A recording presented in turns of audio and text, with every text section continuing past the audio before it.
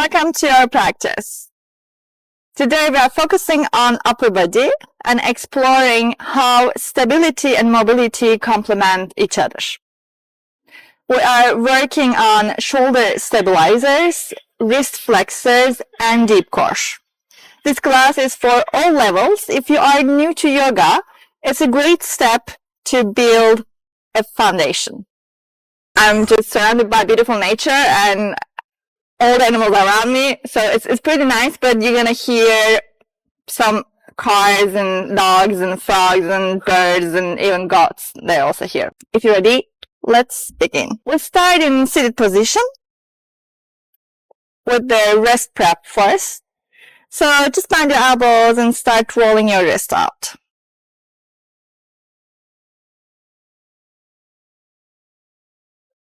During this class, our aim is to move slowly and notice the details. Change the direction.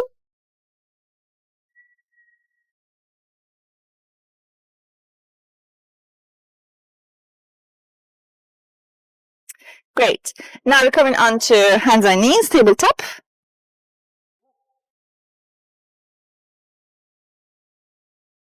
So we're going to keep the palms on the floor and we're going to lift the fingers off the mat. So let's do it. 5, 2, press into palms, lift the fingers. 3, 4, and last one, 5. Spin the fingers backward towards the knees.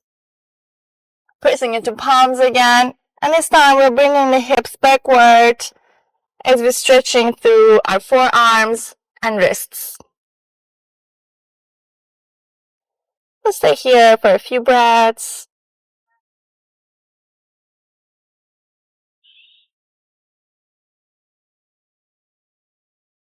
And gently lean forward. One more time, we're leaning back.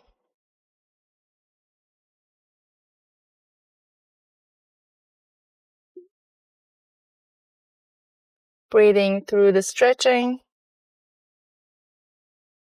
And slowly again, lean forward.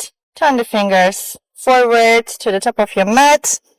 And from here, first, we're going to sit on the heels and walk the hands backward. Fingers pointing again forward. Hi. Oh my God, you're so cute. Adorable. They're coming back. Hello. So taking the hands all the way back to the back side of your mat. And push the chest forward as you bring in the shoulder blades together and feel the stretch first in your wrists and the front shoulder. So this is where we are going to the actual posture.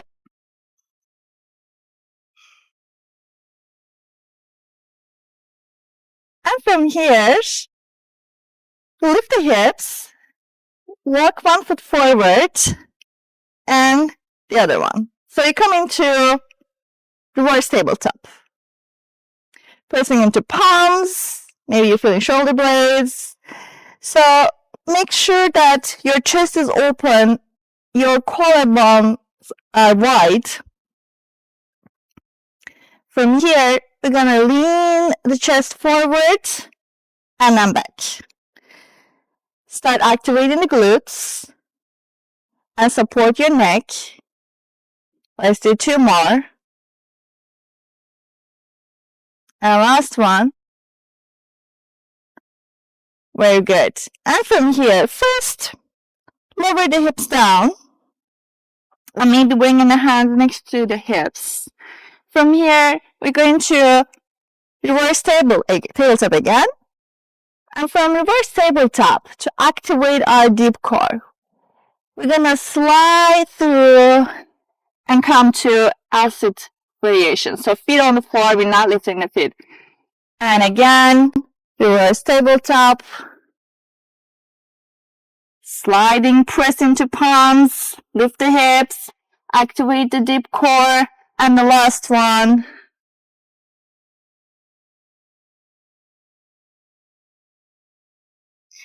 Hold it here and gently hips on the floor. Cross the feet, come on to all fours again. Step the feet back. We're going to first plank, where we activate our core again and using the shoulder stability.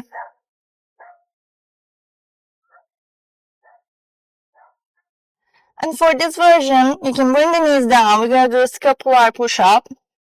So it's like cat-cow, but we're not going to use our hips. So we're not going to integrate our hips. We just lift the shoulder blades up towards the sky or ceiling and the shoulders towards the ears. And then bring the shoulder blades together. Dip the chest. Push. And gently drop. 2 more. And the last one. Very good. Back to plank. From plank, we're coming to forearm plank. So level the hips, stabilize your upper body. Remember, we're trying to work on the stabilizers, shoulder stabilizers, stability and mobility at the same time. And gently drop the hips down, come to Sphinx. You can point your toes back, maybe slightly scooping backward. Alright, so we're going to stay in the Sphinx, but during this time, I want you to notice how your hands pressing or you feel any pressure on your wrists, or are you pressing through the palms, or they're just flex, they're just relaxed in the position. And then bring more awareness on your hands and pull the mat backward. So you're pressing the palms, and maybe you may feel your chest is lifting slightly higher up. You may also feel a little more tension in your lower back as we are back bending.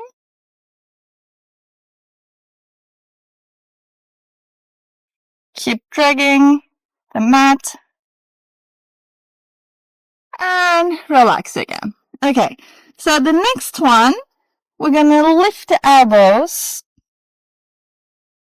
and then drop them down on the mat again. So we're going to do 5 of them. And you feel, again, your shoulders here. It's a very subtle movement, but it's very effective for strength and stability. Lift and drop. 1, 2. Keep pressing into palms. 3, 4, and 5. Perfect. And from here, we're going to come on all fours first. And we said core, so deep core we're working on.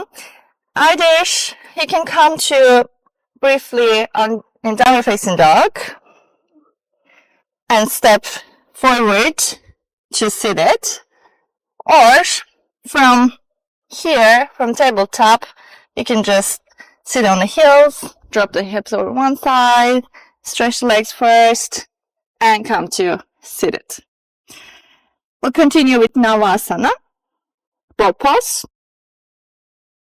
So either you can support your legs with your hands, point the toes.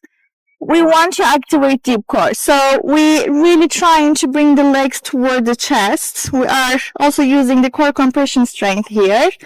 And if you feel comfortable here and find your balance, you can also reach your arms forward. Dogs are coming back. And from here, we're going to high. Hello.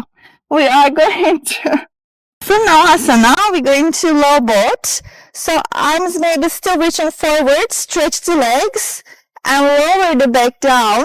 Or maybe coming to full hollow body, arms also above the head. And then back to bow pose, Navasana again.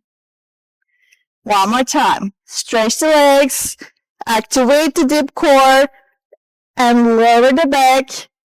Arms above the head, or maybe a little like above the head here, or maybe completely backward, going backward, and then coming to Navasana. Last one. Slow and control. We don't want to use the momentum, but we want to activate our deep core. Perfect. And feet down. Hands on floor again. We're coming to first all fours. And from here, we're going to stretch our shoulders and our front body. Going to puppy pose. Arms forward. So ideally, your hips over your knees. And slowly lower the chest. If you need, you can walk the hands even farther. And for head position, either chin on the floor or forehead on the floor, which one is more comfortable. You can choose either way. And also, if you feel too much pressure in the shoulders, you can always take the hands wider than shoulder distance. Try to find your breath here. Instead of resisting, accept whatever you feel, whatever sensation is present.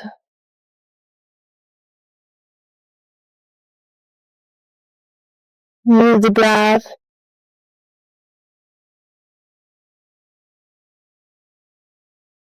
to get deeper in the position.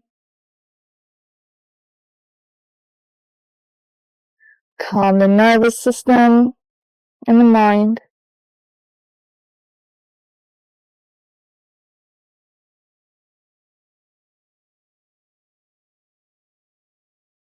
And slowly press into palms, walk the hands backward, sit on the heels, knees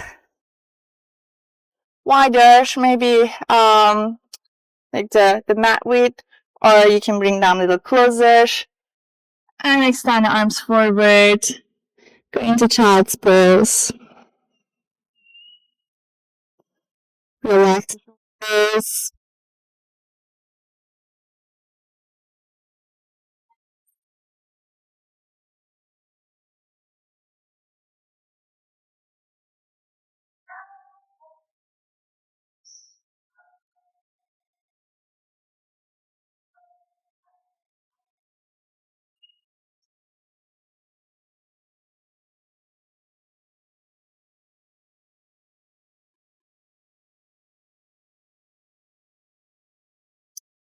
Bring the arms on the sides.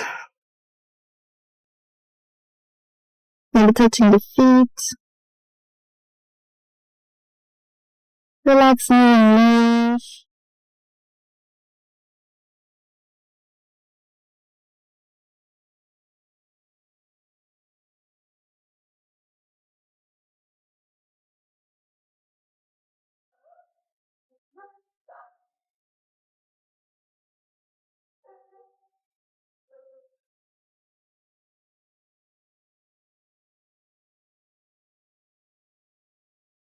Sensations, the sound around you.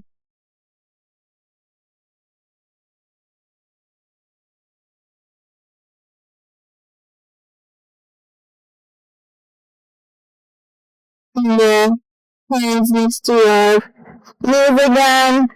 We're going to come slowly up to seated position. Close your eyes if they were open. Acknowledge your breath. Take a moment here to notice, to reflect on you practice,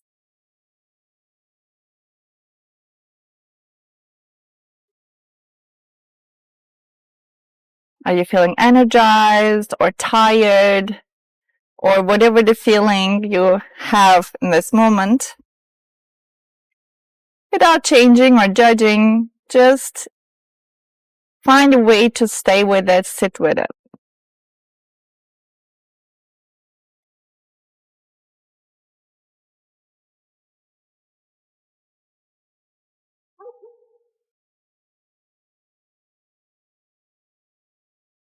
And to complete our practice today, gently open your eyes. Thank you so much for practicing with me today. It was really challenging. My mat is completely wet because the dogs were wet. And it was very challenging to teach and focus on anything. But it's a great mindfulness practice because, we have these obstacles in our lives and we find a way to get back on track and be present again. I hope you enjoyed, and I hope it didn't really interrupt you because I was really struggling with them. And if you like practicing with me, please consider subscribing to the channel and liking my videos and leave a comment. See you next time on the mat.